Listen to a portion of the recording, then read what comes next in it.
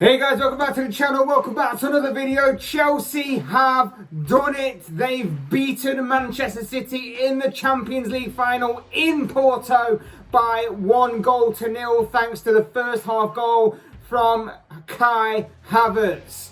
That was the difference maker on the night. We're going to be talking about Chelsea's triumph in Porto. We're going to be talking about the game. We're going to be talking about where both sides go from here. But before we go any further, I would like to remind you all to please like the video and subscribe if you're new. Both things are always and forever be greatly appreciated. But for now, let's get back to talking about Chelsea triumphing, rising to glory in the Champions League final. Going into the game, Manchester City were considered the favourites for this encounter, and with a lot of pressure on their shoulders in going into this game to lift the trophy than what Chelsea were under. City's entire project of the last 11 to 12 years had always led them to this initial end goal. It was always the build up to this pinnacle moment of lifting this particular trophy, this particular competition.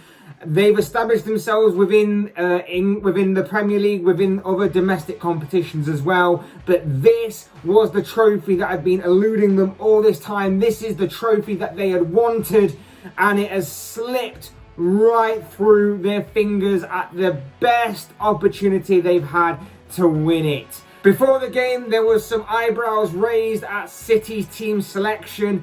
Chelsea's team selection was a bit more fairly predictable. There was no real cause for concern there. There was no real shock kind of inclusions within that starting 11. But for Pep Guardiola decided to opt for a bit of a change to the side that we thought he would put out. For example, there was no Rodri, there was no Fernandinho, no really recognised defensive midfielders within the midfield of the starting 11 for City. Going with a midfield instead of Kevin De Bruyne, Ilkay Gundogan and Bernardo Silva. And also what caused concern for many people and was a big talking point before a ball was even kicked was the inclusion of Raheem Sterling starting up front as more of a false number 9. Regardless, the first half was a fast-paced end-to-end encounter for the first 45 minutes. And that's how it basically was throughout the entirety of the game, in all honesty.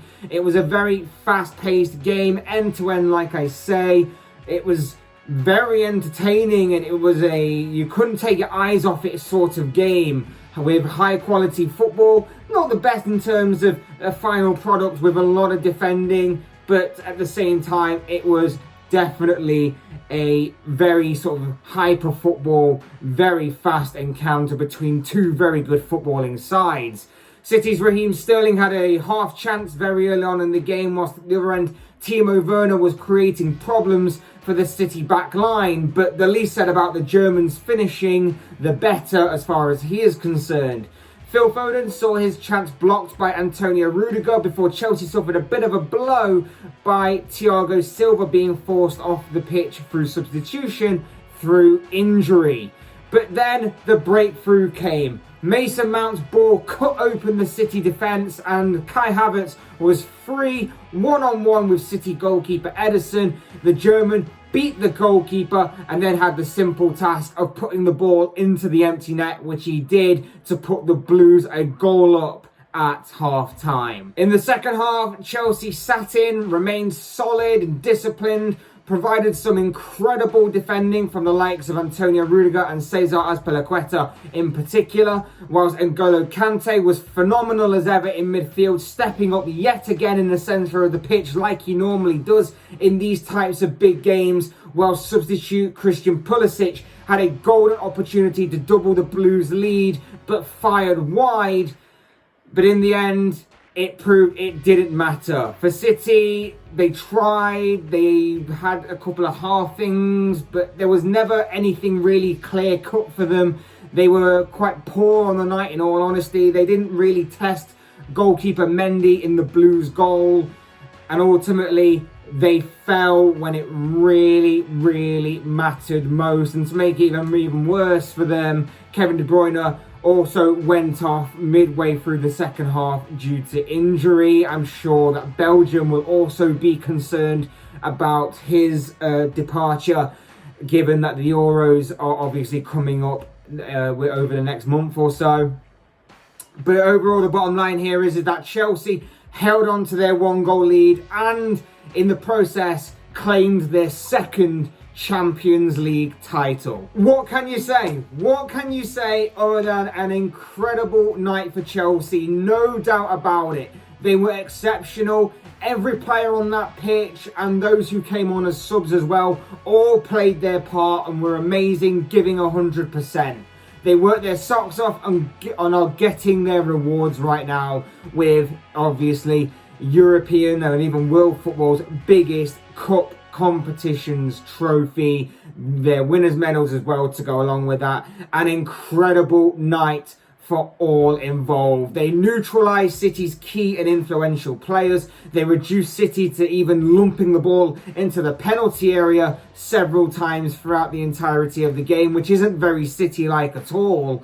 And the Blues remain professional, they remain disciplined and solid throughout the entire 90 minutes. Well done to Chelsea, well done to Thomas Tuchel, who of course came in midway through the season to take over from Frank Lampard and get this team to finish within the top 4, as well as lead them to an FA Cup final, which although they did lose, it's certainly made up for it right now by winning the Champions League. Well done to everybody involved. Congratulations to everybody associated with Chelsea Football Club, and of course in particular to the fans as well. As for City, I believe there should be some sort of big inquest that goes into the analysis of this game, shall we say. A big inquest into that. City crumbled here.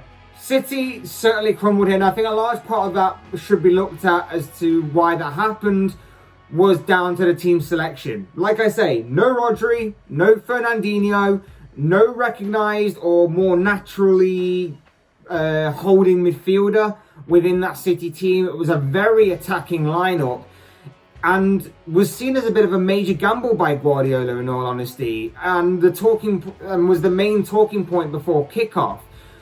Also, you could also look at starting Raheem Sterling. Did Raheem Sterling warrant a start in the biggest game in City's season so far? Probably not, given how his season has gone this season. It proves to me that once again, Guardiola in a huge game, like he has done on numerous occasions in the past with City, particularly in this competition over recent years, has once again maybe overthought it. He's probably overanalyzed it, and maybe being spoilt for choice in terms of what he has at his disposal within his team selection has maybe been too much for the Spaniard to handle. Don't get me wrong, he's a phenomenal manager, of course he is.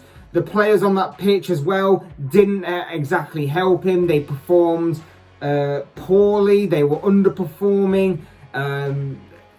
They weren't performing anywhere near to how we know that those City players can perform. A lot of them were pretty much anonymous out on that pitch tonight, and both parties need to take responsibility for that. But ultimately, it's the team selection that will rightfully and understandably be heavily looked at and heavily criticised in the aftermath of this game. Another thing it proves is that a recognised striker is definitely needed in the summer transfer window. City had Gabriel Jesus and Sergio Aguero both on the bench tonight for the start of the game, but they both came on midway through the second half, but really didn't provide anything to change the game and turn the tide in City's favour. A big striker signing should be the top priority for City going forward into the transfer window. There's no doubt in my mind about that, and even more so that if City want to obviously take that step further, particularly in this competition, as they try and bid to try again and win this competition next season, that should definitely take place in the coming weeks, coming months, however you want to put it. Either way, the aftermath of this game will be remembered for Chelsea winning it, but also maybe for City getting it more wrong on that side of the coin. But overall, the bottom line is this, and the bottom line should be whichever narrative you're taking away from this game, it remains the same. Chelsea have won the Champions League for the 2020-2021 season. winning their second Champions League title. A truly historic moment for the club, an incredible achievement, and a moment that will live forever in the history of Chelsea Football Club. Where do they go from here? Well, if things continue to build as they are doing right now, and with a few changes within the squad this summer in terms of outgoings and incomings, of how they change their squad around, a more definitive title challenge for next season could, or even probably should, be on the cards for the Blues next campaign. But with Chelsea and their managerial situations of the past, you can never quite tell with this club, can you? They should build on this, you feel? They should build on this success. They should take the inspiration from this. They should take the confidence that this title should give them and put it forward into, obviously, their league campaign for next season. And maybe even going after a second consecutive Champions League title. Maybe we'll have to wait and see on that, because obviously, like I said, you can never tell with this club as far as what the future may hold for them. Are they now the biggest club in London?